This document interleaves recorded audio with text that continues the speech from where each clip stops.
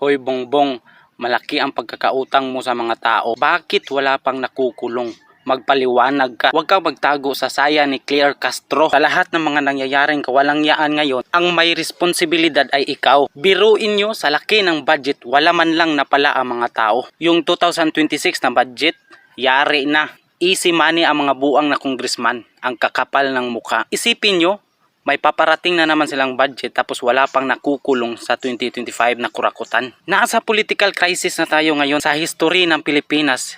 Ito ang most corrupt administration. Malacanang, sangkot sa korupsyon. Senado, sangkot sa korupsyon. Pati Kongreso, sangkot sa korupsyon. Mga ahensya ng gobyerno, sangkot sa korupsyon. Pansin nyo rin ba? Sila yung mga magnanakaw, tapos sila rin ang mag-iimbestiga. Gagawa sila ng malaking drama para mapaniwala ang mga tao. Kukuha sila ng extra, tapos ikukulong nila. Eto namang mga bobong loyalista, naniniwala na naman sila. Sa sobrang tanga nila, yung trust ratings ng amo nila, negative 3 na. Kahit nag-negative 3 na, yung tangang mga loyalista, bilib na bilib pa rin sa amo nila. Sa trust ratings, nag-negative ang amo nila. Tapos sa drug test, nag-positive. Hoy Bongbong, ang kapal ng mukha mo, bumaba ka na. Buong tao sa Pilipinas, wala nang tiwala sa'yo. Biruin nyo, negative 3, hindi na kayo nahiya. Kung presidente yan ng ibang bansa, malamang nag-resign na sila. Pero dahil bobo ka at bangag ka, nananatili ka pa rin dyan sa pwesto mo. Yan ang tinatawag na pakapalan na lang talaga.